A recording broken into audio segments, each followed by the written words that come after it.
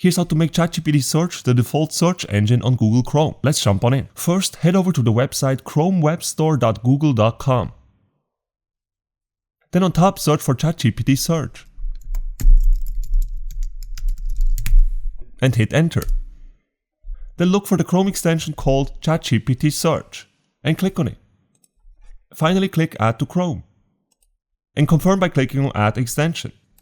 ChatGPT Search is now your default search engine on Google Chrome. So from now on, whenever you search something using the URL bar right here on top, ChatGPT Search will be used instead of Google or something else. Let's give it a try. So let's search for how to draw stars in Photoshop. I will just hit enter.